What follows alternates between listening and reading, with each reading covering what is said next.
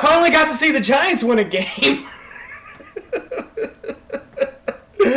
Oh my God, that was not only are the Giants absolutely terrible this year, but that game on Monday night was one of the worst games I have ever sat through. It was so just bad. It looked like, I felt like I watched the worst team in the worst team in the NFL beat a high school team. That was the caliber of play that we got on Monday night. So, as a Giants fan, I'm sorry, America, that was the game that you got on Monday night. I deeply apologize. Of course, I'm actually going to MetLife Stadium to see the Giants play in December. That'll be fun. They're playing the Redskins, so we might have a chance in that one. We'll see.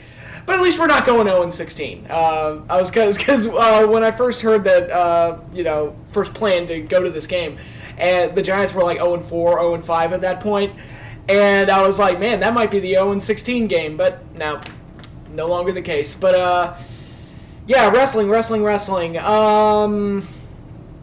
got another pay-per-view this Sunday. I feel like there's just too many of these goddamn pay-per-views. It's crazy. There's just so many of them.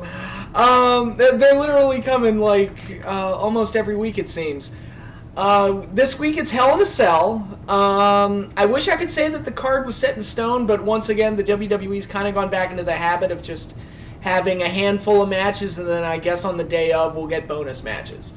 I don't know why. They had gotten out of that habit earlier in the year from WrestleMania to SummerSlam. They had done a pretty solid job of actually building a card. But, it's been Monday night, and we still don't have the full card. So they might add some matches on SmackDown. Who knows? I don't know. I haven't read the SmackDown spoilers, so I don't know if any matches were added. I assumed that Real Americans versus the Los Matadores, I assumed that was going to be added. I don't know if it will be, but that's an okay match to have, I guess. I still hate the Matador gimmick, but at least it's a tag team match that doesn't involve the titles, which is always a good thing. Because right now, quite honestly, with the WWE, the best thing about their show is the tag division, and which would have been an absolutely crazy thing to say like 5 or 6 years ago. But no, the tag division right now is the best part of the show. And I'll get into more detail with that later. But it's such a shame because SummerSlam was such a great show and it was exciting. I couldn't wait for SummerSlam, and then it delivered big time. So that was definitely the pay-per-view of the year. Unfortunately, since then, we haven't really had a good pay-per-view. Not leading into it where it's like, oh my god, I'm so excited, I have to see what happens. We haven't really had that, and we especially don't have it here, and part of the problem is that the two top angles, which were so hot coming out of SummerSlam, which was the Punk and Paul Heyman stuff, and the Daniel Bryan, Randy Orton, Triple H stuff, those have really gone cold. Like, really gone cold. And it just feels like both angles, for lack of a better term, they're spinning their wheels, and they're just kind of waiting to end. So hopefully at Hell in a Cell they do end and they're able to move in a different direction, because they have a good foundation. I still think they could do something good with Triple H and Daniel Bryan down the road and get a big match out of that pairing. I think Punk not being involved in the administration or authority angle that they're doing right now, that could lead to something big, because eventually he's going to have to tie into it. So there are good things to do, and they, like I said, they do have a good foundation. It's just that, unfortunately, what they're doing right now is kind of run its course, and it's probably time to just end it now. I think I already said this, but the big match I wanted at Hell in a Cell was a Punk and Lesnar rematch, and they didn't do that. Orton and Bryan was a feud I felt they could have gotten all the way to the Royal Rumble, at least. And by this point at Hell in a Cell, like, okay, this is going to be their third pay-per-view match. Not counting the Money in the Bank cash-in at SummerSlam. This is going to be their third match. If I were booking, they wouldn't have even had their first match yet. I probably would have saved their first big pay-per-view match for the Rumble. Maybe have them captain opposing teams in Survivor Series as a way to kind of give us a tease, and then maybe do Triple H and Bryan at TLC, and then do Orton and Bryan at Royal Rumble. And then Punk wins the Rumble, and then you do Bryan and Punk at WrestleMania. That was my idea. But they ran through it too quickly with Randy Orton. And, I give Orton a lot of credit. Well, I don't know if it's giving him credit for, doing his job, but there's always been a debate among fans of whether or not Randy Orton is talented. I don't think the question is his talent. I think the question is whether or not he's motivated, because I can tell when Randy Orton doesn't give a shit. And there were points when he was a babyface where he looked like he was just sleepwalking through all of his matches, and it was like, oh my god, dude.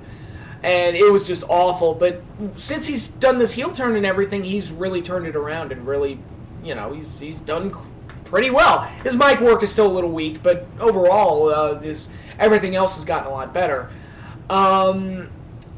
But yeah, I don't know where you take the Bryan and Orton stuff. I assume it just ends here at Hell in a Cell, and then you move on to whatever it is you're going to do next. But let's go down the whole card. But I really got sidetracked there. We got Curtis Axel versus Big E Langston for the IC title on the pre-show, which again, they did it last month with R-Truth. It's like, okay, here's a guy, Big E Langston, who isn't a bad talent, quite honestly, compared to all the other muscleheads that they brought in. He's not that bad. I still think he looks goofy, and I still think his finisher is like the worst thing I've ever seen, because it looks like he's giving himself an inverted DDT.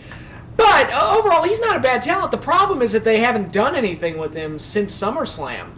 So he's like been a non-entity, and now all of a sudden he's number one contender to the IC title. It's like out of the blue, he's a babyface and he's facing Axel for the IC title, and that's all the thought they put into it. And I don't have a problem with them turning him face, and I don't have a problem with them giving him a shot at the IC title or even giving him the belt. Actually, I would prefer him over Axel, quite honestly. The problem is that they didn't build him up to the belt. They need to make it look like there's a ranking system and have the guy establish himself through a series of wins. They don't have to have an official ranking system, but they have to make it look like guys are getting title shots based on victories rather than just willy-nilly. You win one match and you get a title shot, or if you pull what Samoa Joe did going into Bound for Glory, where it's like, oh, by the way, that Ultimate X match, I'm in that match now just because I said so. And that's it. That's all you need. But yeah, they should do things like that, and I think part of the problem is that there are too many singles belts. Some people I've talked to seem to think, they should bring the Euro title back, they should bring the Hardcore title back, they should add a Cruiserweight division, which I'm like, okay, first of all, they've never done a Cruiserweight division well, so I wouldn't trust the WWE to do one. Second, it's like there's too many single belts as it is. You've got the 2 world titles, and you've got the IC and the US title. That's too many. I feel they should get rid of the world title. Well, unify the 2 world titles, which actually is really funny. I was explaining to my dad, he asked me who the WWE champion is. I'm like, well, there's a WWE champion, but there's also a world champion. And he looked at me like I had 6 heads. I was like, well, do they have different leagues? Is that the justification for it? I'm like, well, they used to. Now they don't. But and Dad's like, that's really stupid and confusing. They should have a big unification match and get a pay-per-view buy out of it. I'm like, wow, it's funny. My dad, who has not watched wrestling since the 60s, is coming up with ideas for pay-per-views. But anyway, my idea, unify the 2 world titles, then unify the IC and US titles. Keep the IC title because that one has more history within the WWE, and then you have the 2 singles titles, and that's the way it should be. And you'd have the depth of the roster would be better showcased if there were only 2 singles titles. I've also heard people say, get rid of the IC and US titles and just have the world title and the WWE title. I'm like, okay. I wouldn't be completely opposed to that because, again, just basically we need to go down to 2 singles titles. That's basically my overall point. I'd be more inclined to get rid of the world title because it's a world title that's a mid-card belt, and that just doesn't gel with me. But either way, you need to shorten it down to 2 belts. There's no reason to have 4. And yeah, that's the IC title. Of course, Axel sucks, so the sooner they get the belt off of him, the better. Not that it matters at this point, but basically what they need to do with the singles title situation is what they're doing with their tag division at the moment, which, again, I'll get to that in a minute. But going through the main card, you got Brie Bella versus AJ for the Divas title. Don't really care. You got... what match am I forgetting? No, I got it. That's right. There's only 5 matches set. Okay. The next match I want to talk about is the tag team title match, which is awesome. It'll be the defending champions, the Rhodes, versus the Usos versus the Shield in a three-way tag. Normally when they do three-ways and four-ways, it's usually a cheap excuse to cram guys onto the card, with no rhyme or reason. It doesn't really make any sense. But here, it makes perfect sense for it to be a three-way because the Usos are in number one contendership. They earned a title shot a long time ago. And so they're a top contender. The Shield are the former champions, so they're a top contender. And the Rhodes are the current champions, and they still have an ongoing issue. And the Rhodes had earned their title shot through a big victory over the Shield. So this actually feels like the top three contenders in the division getting a big title shot.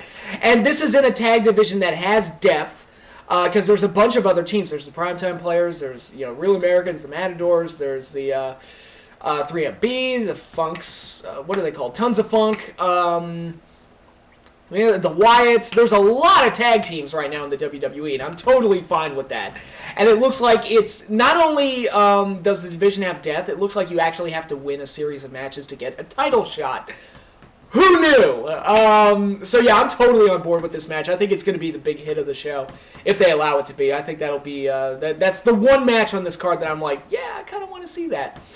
Then we got kind of your three main events. John Cena is returning. The John Cena who died for your sins and came back in fulfillment of the scripture.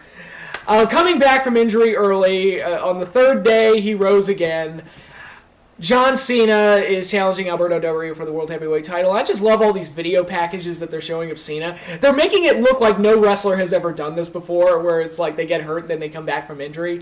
And I'm like, okay. Stone Cold Steve Austin was gone for almost a year because of neck surgery. He did not get videos like this. Shawn Michaels got one, the whole Tell Me a Lie video that they did after he passed out during the match with Owen. And that was a little sappy, but usually you don't see this kind of stuff when a guy returns. It's just kind of... They're making it look like Cena's like the only wrestler in the history that's ever done this, and oh god, isn't he great, and blah, blah, blah, blah, blah. Yeah, fuck off. I don't care. I don't give a shit. The only thing I'd be okay with here that would work for me would be if Cena won the world title, and then Bryan won the WWE title, and then you did a unification match at, like, say, Survivor Series or TLC or something like that. Of course, I'm totally in favor of a unification match. And I think if they wrap up Bryan and Orton at this pay-per-view, this will be the way to kind of work Cena in as the top heel, if you want to do that. I don't know. I would fully support that idea. Turn Cena heel. Let him be the corporate champion, the face of the WWE. I would totally be on board with that whole angle if they did that. I'd watch Raw every week without question. If that was their angle, and it's like, because it writes itself. I mean, a Cena heel turn, it would be the easiest thing in the world to write. You wouldn't have to put almost no effort into it. It would just write itself. But they could do a Damian Sandow cash-in, to which I mean, they've mishandled Sandow so poorly. I'm like, what good would that do? And they do that all the time with the Money in the Bank winners. They did it to Punk twice. They did it to... The big one was Swagger, because I remember he had been on a huge losing streak. Then he won the Money in the Bank out of nowhere, and then he cashed in 2 nights later. It's like, oh yeah, that guy's totally, you totally built that guy up to the world title. Yeah. But they do that so often, and I don't the only reason I can think of for why they would do that, they even did it to Bryan, actually. They had him lose a lot when he was the Money in the Bank winner, to the point that I actually forgot he was still with the company while he had the briefcase. And it's just... I think they do it just to shock us when they do the cash-in, but to me, it's just like, you're just making the guy look like a bitch, and by the time he gets the world title, it's like, yeah, okay, a bitch is the world champion. Okay, who cares? Could you make the guy look like a legitimate threat and then have him cash in? That'd be awesome. I'll say it again, the best cash-in they ever did was Edge. That was the best one. And I've also made it known that I'm kind of done with the shot cash-ins. And I would, instead of doing the shot cash-ins, I would have them announce when they're going to take their title shot in advance. And then they build him up to that point. That's what I would do, but, that's just me. But, yeah, Cena will probably win this match. It's his return match. But then again, I said that Angle was going to win his return match, and he didn't. So, who knows? We shall see. Then we got 2 Hell in a Cell matches, which, of course, I love it when they have multiple matches of the same gimmick on the same card, because that's not overkill at all.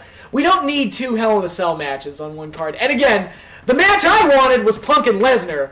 And they could have even added the stip where if Punk wins, he gets 5 minutes alone in the cell with Heyman. I would have loved that. That would have been great. But no, we're getting Punk versus Ryback and Heyman in a handicap match inside the cell. Blah, blah, blah. Don't care. This angle's spinning its wheels. Whatever. Punk's already beat Ryback, so who's like... It's like... You know, where's the mystery here, I guess? I don't know. I just don't... I'm not excited for this at all. And, and Ryback just feels like a placeholder here. He doesn't really feel like... he's back to being a directionless mess. Like he's been pretty much since they turned him out. I love that there are these rumors going around that there's going to be a Goldberg versus Ryback match at WrestleMania. I'm like, who in the hell would want to see that match? And I'm not saying like, oh, they're two shitty workers having a match. No. I'm talking like, does anybody honestly believe that Ryback is on Goldberg's level? I mean, the WWE has mismanaged him so horribly. They could have made Ryback into something, and they blew it totally. I mean, okay, if they had done that match, Ryback and Goldberg, at WrestleMania 29, when Ryback still had some momentum, okay, sure, I'd have gone with it, but no. No, that ship has sailed. The Ryback boat has, the ship sailed, and it's sunk, and largely due to bad booking. Huge cannonball with bad booking written on it just went right through the fucking ship, and Ryback sunk, and that's all she wrote there. But yeah, this Hell in a Cell match, I just don't give a shit. Don't give a shit. Punk will win, beat up Heyman, and that'll be it. Hopefully, they manage to put something entertaining together, but I'm not overly interested in it. And then you got Daniel Bryan versus Randy Orton for the vacant WWE title, with Shawn Michaels as the referee. I'm kind of expecting a lot of craziness here, especially with Shawn as referee, and especially with Big Show being tied to the angle as closely as he has been. I don't know if Big Show will turn heel to get his job back. I don't know if Shawn will turn heel and help out his buddy Triple H. Although I love that whole speech on Raw where Shawn was like, "What's happened to you, man? You used to be cool." It's like, you used to, prance around naked and drive tanks up to corporate offices and do all crazy stuff. And I'm like, it's like, yeah, Triple H, why don't you do borderline illegal things anymore, man? Come on, buddy. You used to be cool. But, my gut is telling me that Daniel Bryan's going to win this match, and it'll be the end of Orton and Bryan, and then Daniel Bryan will have the title. And then they'll move forward from there, and the Authority will find somebody else to throw up against Daniel Bryan. Again, my idea, John Cena. You can do that. It would be perfect. So that's what I think will happen. My pick is that Daniel Bryan's going to win the title, and then they'll move forward from there. That's basically it. That's all Hell in a Cell. They might add a couple of matches on SmackDown. I don't know. If not, they'll most assuredly add them as the show is in progress. More bonus matches, hooray. But that's all I have for the Hell in a Cell pay-per-view. I will be back with a review next week, and yeah, that's all I got. So until then, y'all enjoy your weekend, and peace out.